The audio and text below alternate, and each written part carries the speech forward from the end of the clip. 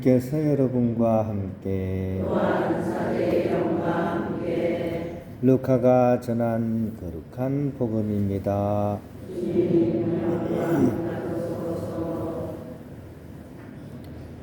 유다 임금 헤로데 시대의 아비아조에 속한 사제로서 즈카르야라는 사람이 있었다. 그의 아내는 아론의 자손으로서 이름은 엘리사벳이었다. 이 둘은 하느님 앞에서 의로운 이들로 주님의 모든 계명과 규정에 따라 흠없이 살아가는 사람들이었다. 그런데 그들에게는 아이가 없었다. 엘리사벳이 아이를 못 낳는 여자였기 때문이다. 게다가 둘 다 나이가 많았다. 즈카르야가 자기 조 차례가 되어 하느님 앞에서 사제 직무를 수행할 때의 일이다. 사제직의 관례에 따라 제비를 뽑았는데 그가 주님의 성소에 들어가 분향하기로 결정되었다. 그가 분향하는 동안에 밖에서는 온 백성의 무리가 기도하고 있었다. 그때 주님의 천사가 즈카르야에게 나타나 분향 제단 오른쪽에 섰다. 즈카르야는 그 모습을 보고 놀라 두려움에 사로잡혔다. 천사가 그에게 말하였다. 두려워하지 마라 즈카르야. 너의 청혼이 받아들여졌다. 내 아내 엘리사벳이 너에게 아들을 낳아줄 터이니 그 이름을 요한이라 하여라. 너도 기뻐하고 즐거워할 터이지만 많은 이가 그의 출생을 기뻐할 것이다. 그가 주님 앞에서 큰 인물이 될 것이기 때문이다. 그는 포도주도 독주도 마시지 않고 어머니 태중에서부터 성령으로 가득 찰 것이다. 그리고 이스라엘 자손들 가운데서 많은 사람을 그들의 하느님이신 주님께 돌아오게 할 것이다. 그는 또 엘리야의 영과 힘을 지니고 그분에게 먼저 와서 부모의 마음을 자녀에게 돌리고 순종하지 않는 자들은 의인들의 생각을 받아들이게 하여 백성이 주님을 맞이할 준비를 갖추게 할 것이다. 즈카르야가 천사에게 제가 그것을 어떻게 알 수 있습니까? 저는 늙은이고 제 아내도 나이가 많습니다 하고 말하자 천사가 그에게 대답하였다. 나는 하느님을 모시는 가브리엘인데 너에게 이야기하여 이 기쁜 소식을 전하라고 파견되었다. 보라, 때가 되면 이루어질 내 말을 믿지 않았으니 이 일이 일어나는 날까지 너는 벙어리가 되어 말을 못하게 될 것이다. 한편 즈카르야를 기다리던 백성은 그가 성소 안에서 너무 지체함으로 이상하게 여겼다. 그런데 그가 밖으로 나와서 말도 하지 못하자 사람들은 그가 성소 안에서 어떤 환시를 보았음을 알게 되었다. 그는 사람들에게 몸짓만 할 뿐 줄곧 벙어리로 지냈다. 그러다가 봉직기간이 찾아 집으로 돌아갔다. 그 뒤에 그의 아내 엘리사벳이 잉태하였다. 엘리사벳은 5달 동안 숨어 지내며 이렇게 말하였다. 내가 사람들 사이에서 겪어야 했던 치욕을 없애주시려고 주님께서 굽어보시어 나에게 이 일을 해주셨구나. 주님의 말씀입니다. 평알입니다. 오늘은 이 복음에서 나오시는 그런 인물들의 이름을 한번 좀 살펴서 이렇게 묵상을 해보는 것도 좋을 것 같습니다. 오늘 아주 중요한 분들이 나오죠. 그죠? 즈카르야 나오고 엘리사벳 나오고 요한이 나오잖아요. 그죠? 세 가족의 이름을 한번 일단은 즈카르야라는 이름은 기억하신다. 그러니까 하느님께서 기억하신다 이런 뜻입니다. 어떤 뭐 예언이라든지 이런 걸 기억을 하는 걸 얘기하는 거죠. 그죠? 엘리사벳은 하느님께서 약속하셨다. 약속을 하셨다. 이런 뜻입니다. 요한이라는 이름은 주님은 은혜로우시다 라는 의미를 지니고 있다고 합니다.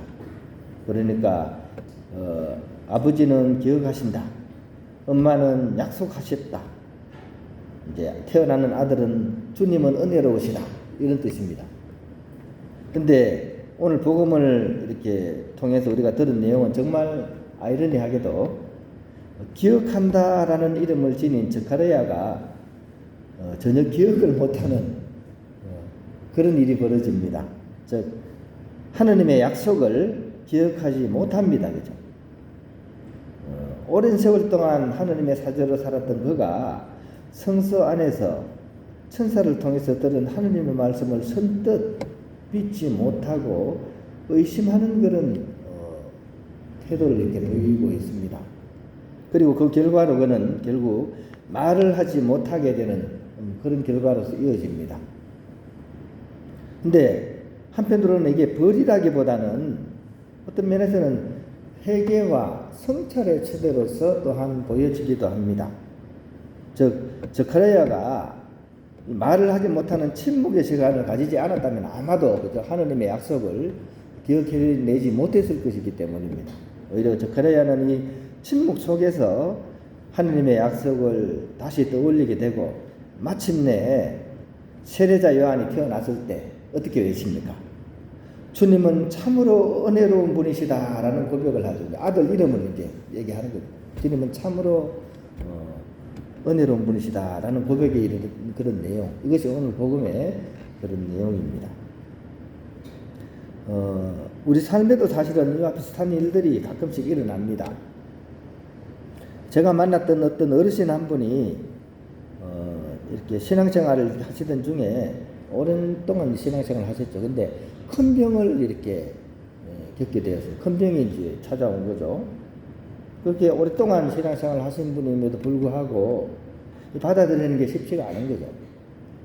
왜 하느님께서 이렇게 오랫동안 열심히 살아온 나에게 이런 중병을 이렇게 주셨을까? 그 원망과 불평이 생기는 거죠. 실제로 또 고통 속에 있으니까 더 그런 마음이 들죠. 그죠?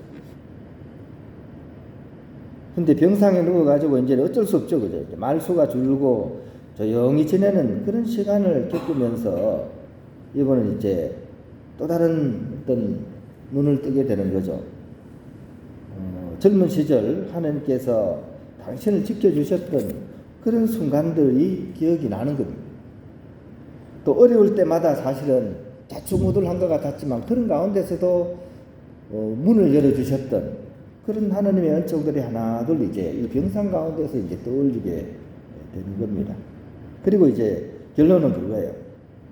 내가 오히려 아프고 또 조용해지니까 그제야 하느님이 나를 얼마나 오랫동안 이렇게 배려해 줬고 기다려 줬는지를 내가 알게 되었다라는 그런 고백을 하시게 됩니다. 이 어르신의 어떤 경험도 마찬가지고 그죠? 오늘 복음에 나오는 스가랴도 마찬가지고 그죠? 처음에는 우리가 사는 게 바쁘다 보니까 이 주님께서 우리에게 하시는 그런 약속들이나 이런 것들 다 잊고서 살아갑니다. 그럴 때 하느님께서는 오히려 소리를 막 높이시기보다는 때로는 뭐 다른 어떤 것을 통해서라도 우리에게 침묵의 시간을 가질 수 있도록 하십니다.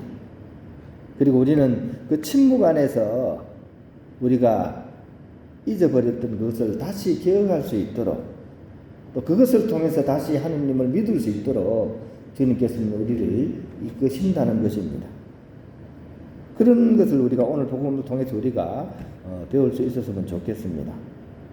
침묵은 그런 측면에서 벌이 아니라 은총의 시간이고 또 기억은 믿음의 시작이라는 것을 우리는 이런 과정을 통해서 배울 수 있게 되는 것입니다. 그리고 오늘 이 세 분의 이름처럼 우리 저마다 각자에게 주어진 이름들이 다 뜻과 의미가 있습니다. 그죠? 우리 그 너무 잊고서 살아가죠. 그죠? 남들이 내 이름을 더 많이 부르잖아요. 근데 내 이름에도 담긴 그런 깊은 그런 의미가 있을 것입니다. 오늘은 그것을 한번 잘 묵상해보고 그 이름에 담긴 하나님의 은총과 섭리를 한번 기억해 보는 것은 어떨까? 그런 제안을 좀 드리고 싶습니다.